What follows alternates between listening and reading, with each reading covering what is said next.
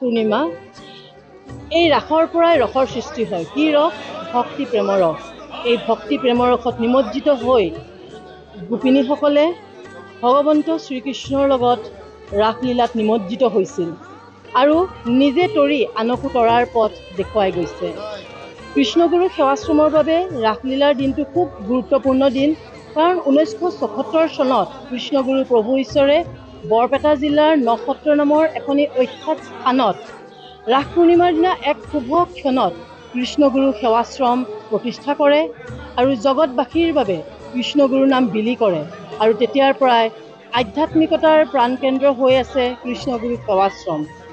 আজিৰ দিনটো কৃষ্ণগুৰু সেৱাশ্ৰমৰ বাবে খুব গুৰুত্বপূৰ্ণ আৰু এই প্ৰতিষ্ঠা দিৱসটো কৃষ্ণগুৰু সেৱাশ্ৰমৰ মূল সেৱাশ্ৰমৰ লগতে যিখিনি শাখা সেৱাশ্ৰম আছে অসম তথা অসমৰ বাহিৰতো, আৰু এই সৰ্বমুঠ 108খন শাখা সেৱাশ্ৰমতো আজি এই দিনটো খুব উলহ মালহেৰে পালন কৰা হয়।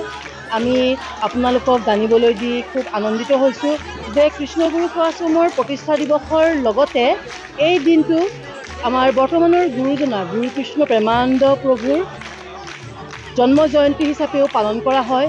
আৰু এইবাৰ বিশেষভাৱে গুৰুত্বপূৰ্ণ বুলি ক'ম, কাৰণ এইবাৰ কৃষ্ণগুৰু সেৱাশ্ৰমৰ 50তম প্ৰতিষ্ঠা দিৱস আৰু গুৰুকৃষ্ণ প্ৰেমানন্দ প্ৰভুৰো 50তম জন্ম জয়ন্তী।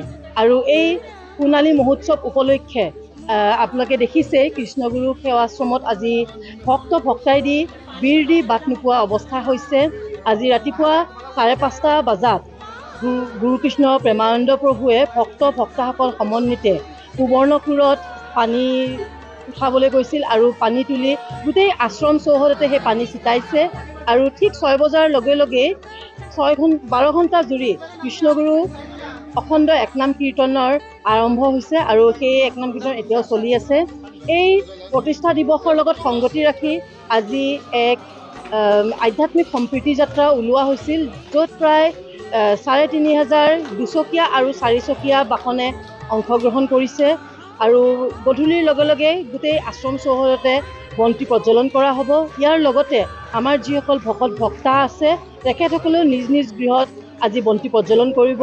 মুঠতে আজিৰ এই দিনটো আমাৰ কৃষ্ণগুৰু ভক্তসকলৰ বাবে অতি গুৰুত্বপূৰ্ণ দিন, অতি আনন্দৰ দিন, অতি শ্ৰদ্ধাৰ দিন।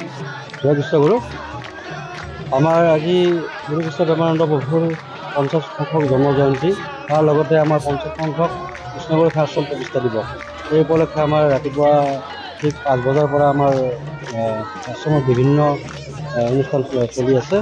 এতিয়া খন্তেক সময় আগতে আমাৰ কৃষ্ণগুৰু আধ্যাত্মিক সম্প্ৰীতি যাত্ৰা অকণমান আগতে সমাপ্ত হৈছে আৰু আমাৰ এতিয়া ঘৰত ৰাতিপুৱা 6 বজাৰ পৰা কৃষ্ণগুৰু একনাম অবিৰতভাৱে চলি আছে। এই একনাম আমাৰ সন্ধিয়া 6 বজালৈকে চলিব আৰু 6 বজাত আমাৰ বন্তি প্ৰজ্বলন কাৰ্যসূচী আছে।